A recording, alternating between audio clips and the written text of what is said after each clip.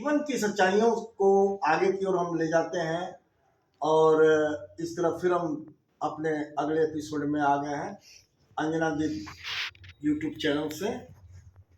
माता जी, आपसे मैं ये जानना चाहूँगा, मनुष्य की एक उम्र सीमा बनाई गई है, मानव हो या पुरुष हो या थर्ड जेंडर हो। आपकी उम्र अभी 80 वर्ष लगभग है। तमाम तरह की पुस्तिकाएं, धार्मिक, आध्यात्मिक, लिखित, सब आपने उसका जानकारी किया। हम आपसे जानना चाहेंगे, जब अभी मुस्कुराते हुए हमें यह जवाब दीजिए, अभी आपकी उम्र जो है 80 वर्ष है और आपको अभी कितने वर्ष और जीने की इच्छा होती है? जीना नहीं जीना सब कुछ अपने बस की बात नहीं है। नहीं, ये तो मैं जान रहा हूँ, लेकिन एक निश्चित सीमा इसकी है जो एक वैज्ञानिक के द्वारा निर्धारित किया गया कि भारत के रहने वाले लोग 100 बरस, 105 बरस, 110, यहाँ तक कि हमारे बाबा जो रामदेव कहते हैं मैं 140 वर्ष जीऊंगा, तो उनके साथ बहुत सा सिस्टम लगा हुआ है ना। जैसे तो आप जो है हमें ये बताएं कि क्या आपके अंदर भी वो इच्छा है कि 80 वर्ष की मैं हूँ, कुछ और? हाँ, क्यों नहीं। जैसे ये मनुष्य शरीर तो भाग्य से मिलता है, इसको हम कैसे स्वस्थ रखें, बोली, विचार, व्यवहार, प्रेम, हम सबकी भलाई सोचें और सबकी भलाई करें। हमारे अंदर किसी के प्रति द्वेष भावना न हो। अब इसी बात पे मैं आता हूँ आपके पास। मतलब एक बात हमें बताइए आप, जैसे जैसे लोगों का उम्र ढलता है, जैसे जैसे लोगों का उम्र ढलता है, स्मरण शक्ति कम होती है, उनको देखने की स्थिति भी कम होती जाती है, अंतिम अवस्था, और जैसे जैसे प्रौढ़ावस्था आता है, जिसको कहते हैं आज मैं हूँ कल मैं भी प्रौढ़ावस्था को प्राप्त कर सकता हूँ अगर हमारा खान पान जैसा रहेगा उसके अनुसार, नहीं तो ईश्वर की कृपा कहते हैं लोग। तो आप हमें ये बताएं कि जब वो समय आता है जब आप एक चम्मच पानी मांगते हैं और आपको आपकी बातें को नजरअंदाज किया जा रहा है, न सुना जा रहा है, आप खाने के लिए 2 वक्त की रोटी का इंतजार करते हैं, वो रोटी आपको नहीं मिल पाता है क्योंकि अब आपकी उम्र 80 से बढ़कर 95 हो चुकी है और आप बोलने की स्थिति में नहीं है। आपका टॉयलेट जो है आपके कपड़ों में हो जा रहा है, आपका बाथरूम कपड़ों में हो जा रहा है। इस अवस्था पर जब आप आ रही हैं, क्योंकि आपने अभी कहा कि आपके जीने की इच्छा है कि मैं जब तक चाहूँ हमारा उम्र जो है बढ़े, आगे बढ़े, आपके जीने की कला और इच्छा है, दोनों है।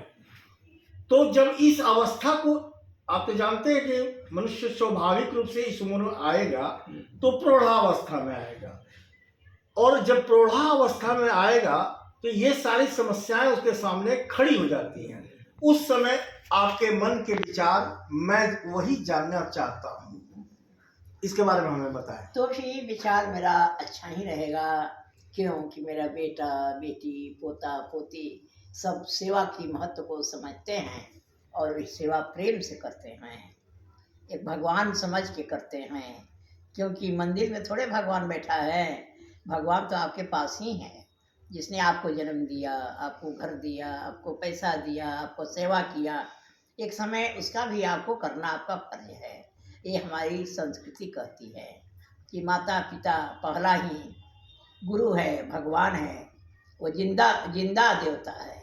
नहीं, मैं वहाँ पर आ रहा हूँ ना माता जी, मैं वहाँ पर कहना चाह रहा हूँ कि आप उस अवस्था को प्राप्त जब कीजिएगा, अभी 80 वर्ष की आपकी आयु है और अभी आपने पहले ही कहा कि जीने की इच्छा और है और मैं अभी लंबे समय तक जीऊंगा। मुझे इस बात की खुशी है, मैं आपकी बातों से खुश हूँ। लेकिन आम इंसान, मैं एक स्वभाव के अनुसार, जैसे हमारे एक मित्र हैं बरौली के हैं, उनका नाम उपेंद्र सिंह जी है, उनके पिता की उम्र 101 साल है और उनका मानसिक संतुलन सही नहीं है, कुछ भी करते रहते हैं। तो वो अपने पुत्र का जो है कर्तव्य निभा रहे हैं कि नहीं निभा रहे हैं मैं तो देखने नहीं गया, लेकिन आदमी इस अवस्था को भी प्राप्त करता है। तो उस अवस्था में अगर आप आती हैं अगर उस अवस्था को आप प्राप्त करती हैं तब आपको कैसा अंदर से ऐसा अनुभव लग रहा है? स्थिति ऐसी आती है कि उस समझ नहीं, ज्ञान नहीं रहता है, उसमें विवेक खत्म हो जाता है, बुद्धि विचार कुछ भी नहीं रहता, शून्य सा हो जाता है। जी जी शून्य जब हो गया तो जी। घर के लोग, परिवार ही उसको संभालते हैं। जैसे दवा है, डॉक्टर है, वैद्य है, सेवा है या नहीं है, अब उनके ऊपर निर्भर करता है। उस सेवा का कीमत महत्व उनको मिलेगा ही, लेकिन नहीं समझते हैं, नहीं करेंगे तो उनको भी एक दिन बुढ़ापा आएगी ना, कि नहीं आएगी? उनको भी तो आ सकती है, मृत्यु आ सकती है, बुढ़ापा आ सकता है। और कोई जरूरी नहीं है माता जी कि ऐसा उनके साथ भी हो, नहीं, ऐसा कुछ जरूरी नहीं उनके ये साथ अपना भी हो। कर्म है, ये अपना ही कर्म है। रोपे पेड़ बबूल का आम कहाँ से हो? जी जी एक जन्म जन्मांतर का सुख दुख लाभ हानि सब कुछ तो अपना ही नहीं है, कुछ ईश्वर जो है इसको दाता है, देने वाला है। जी जी हम चाहें कि दुख नहीं हो, लेकिन दुख हो जाता है, क्यों? ये हमारा ही कर्म है। जैसा हम पेड़ रोपेंगे वैसा ही ना फल देगा। जैसे हम आम रोपे तो जी बबूल तो नहीं होगा, बबूल रोपे तो आम तो नहीं जी फलेगा।